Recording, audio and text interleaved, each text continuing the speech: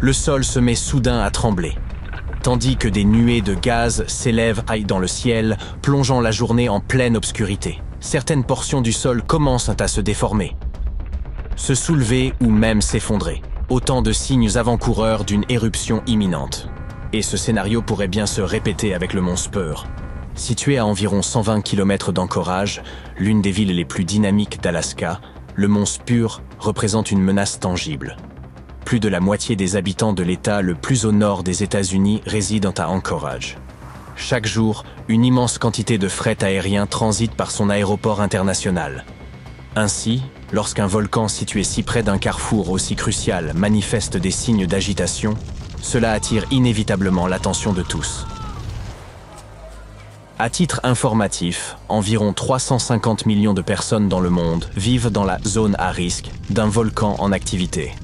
Cela signifie qu'une personne sur 20 se trouve exposée aux dangers liés à une éruption volcanique. Les Alaskiens espéreraient sans doute que l'éveil du mont Spur relève de la fiction, mais la réalité est tout autre.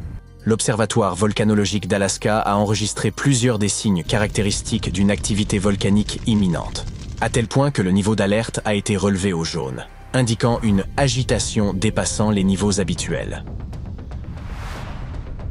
Le mont Spur est entré en éruption à 2 reprises dans les années 90, et ces événements furent assez puissants. Sur une échelle de 1 à 10, elles obtiendraient probablement une note de 6 ou 7. Sans être catastrophiques, elles ont néanmoins engendré des dommages estimés entre 10 et 17 millions de dollars. Cependant, ces chiffres paraissent dérisoires face à l'éruption du mont Redoute en Alaska en 1988, un autre volcan qui a provoqué des dégâts astronomiques, totalisant 345 millions de dollars. La principale raison réside dans les cendres volcaniques qui ont perturbé les moteurs des avions, à l'image du KLM 747, dont tous les moteurs se sont arrêtés sous l'effet des cendres avant de redémarrer in extremis. Si la géologie instable de l'Alaska avait jusque-là suscité peu d'attention, cet événement a indéniablement changé la donne. Lorsqu'on évoque les risques liés au volcanisme, la première image qui surgit est souvent celle de Pompéi, en Italie. Bien sûr, il s'agit du scénario le plus dramatique, une ville engloutie par la lave. Comparé au Vésuve, le mont Spur peut sembler moins menaçant, mais il a tout de même laissé des traces notables. Lors de sa dernière éruption dans les années 90, il a propulsé des aérosols volcaniques à plus de 18 000 mètres d'altitude. Clarifions un point scientifique essentiel. Les aérosols volcaniques sont des particules liquides qui sont libérées dans l'atmosphère lors d'une éruption.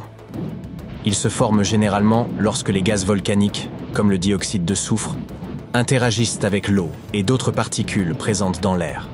Ces aérosols ont la capacité de refroidir la surface terrestre en réfléchissant directement la lumière solaire vers l'espace. Le pire, ils peuvent demeurer dans l'atmosphère pendant plusieurs années après une éruption, entraînant de graves problèmes de santé. L'éruption a libéré des avalanches fulgurantes de gaz brûlants et de cendres, appelées coulées pyroclastiques, accompagnées d'épaisses crues boueuses, connues sous le nom de lahars, sans oublier les gigantesques blocs de roches volcaniques. Certains dépassaient 1 mètre de diamètre et ont été projetés hors du volcan, avec la puissance de véritables boulets de canon, s'écrasant jusqu'à plus de 10 km de distance. La chaleur dégagée a fait fondre une partie d'un glacier voisin, déclenchant des coulées de débris qui ont obstrué la rivière Chakachatna et formé un tout nouveau lac dans la vallée. Malgré tout, la première éruption du mont Spur a eu un aspect positif. La principale leçon tirée fut l'importance de la surveillance volcanologique.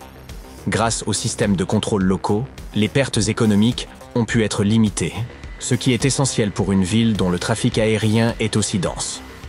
Bien que considéré comme actuellement endormi, le mont Spur reste imprévisible et pourrait entrer en éruption à tout moment. Les volcans sont généralement classés en 3 catégories: actifs, dormants ou éteints, selon leur niveau d'activité.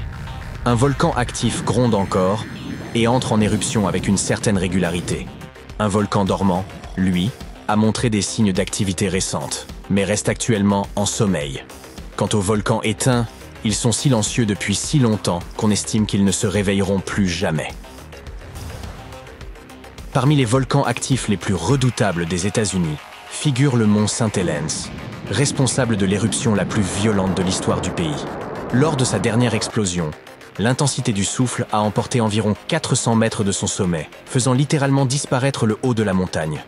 Si le nuage de cendres du mont Spur vous semblait spectaculaire, celui de St. Helens l'a surpassé en atteignant 24 km d'altitude, plongeant l'est de l'État de Washington dans une obscurité totale. Mais ce n'est pas tout. En seulement 3 minutes, l'éruption a projeté près de 3,7 milliards de mètres cubes de roches incandescentes et de poussière, de quoi remplir 1 million de piscines olympiques sur une superficie de 600 km² de forêts luxuriantes. Les secousses sismiques qui ont annoncé l'éruption avaient débuté plusieurs semaines avant le 18 mai 1980. Finalement, un séisme d'une magnitude de 5,0 a déclenché un gigantesque glissement de terrain sur l'un des flancs du volcan. À la fin de cette éruption historique, 57 vies avaient été perdues. Près de 7000 grands animaux, comme les cerfs et les wapitis, avaient péri, tandis que des millions d'oiseaux jonchèrent la terre calcinée. Bien que les experts ne s'attendent pas à ce que le mont St. Helens rejoue un épisode de cette ampleur dans un avenir proche, ils continuent de le surveiller de près, car le volcan est loin d'être éteint. Pour la petite anecdote, le mot volcan tire son origine de Vulcain, la divinité romaine du feu. Les éruptions surviennent souvent au point de rencontre des plaques tectoniques, ces fragments de la croûte terrestre qui s'assemblent comme un puzzle. La fameuse ceinture de feu, située dans l'océan Pacifique, constitue la zone volcanique la plus active du globe. Elle abrite entre 750 et 915 volcans en activité. Le plus grand volcan de la ceinture de feu, et également le plus grand volcan actif au monde, est le Mauna Loa. Culminant à plus de 4000 mètres, il est situé à Hawaï. Les chercheurs estiment que ce volcan est en éruption depuis au moins 700 000 ans. La plus récente a débuté le 27 novembre 2022 pour s'achever le 13 décembre suivant. Resté silencieux depuis les années 80, le Mauna Loa a fini par s'éveiller. Heureusement, grâce à la surveillance continue assurée par l'Observatoire volcanologique d'Hawaï, sa dernière éruption n'a fait aucune victime. Les scientifiques ont massivement investi dans le suivi des volcans, non seulement pour limiter les impacts économiques, mais aussi pour sauver des vies. Leur dernier projet ambitieux consiste à forer directement dans les volcans. Récemment, des scientifiques ont entrepris un voyage jusqu'en Islande, un véritable point chaud volcanique. Ce pays compte à lui seul près de 33 volcans actifs. Cependant, celui qui retient particulièrement leur attention est le système volcanique de Krafla, qui a connu environ 30 éruptions au cours du dernier millénaire. La plus récente, datant du milieu des années 80. Le projet Krafla Magma Test Bed, ou KMT, vise à mieux comprendre le comportement du magma sous la surface terrestre. L'un des principaux atouts de ces recherches par forage est la prévision des risques d'éruption. Mais elles offrent aussi une opportunité de faire progresser l'énergie géothermique.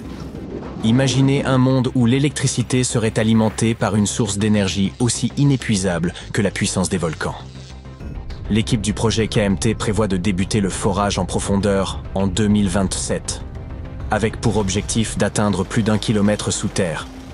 Surveiller l'activité de la lave lorsqu'elle est en surface est une chose, mais l'étudier lorsqu'elle reste confinée sous terre en est une autre. Selon les chercheurs, cette approche permettra de véritablement écouter le pouls de la Terre. D'après eux, ces recherches pourraient être aussi révolutionnaires que la conquête de la Lune. Et en parlant de cela, saviez-vous que des volcans existaient ailleurs dans le système solaire? Oui, d'autres planètes et lunes en abritent également. Le plus grand volcan connu est Olympus Mons, situé sur Mars. Il s'agit d'un volcan bouclier similaire à ceux des îles hawaïennes, mais il mesure près de 600 km de large. Si on l'amenait sur Terre, il couvrirait presque toute la Pologne. Impressionnant.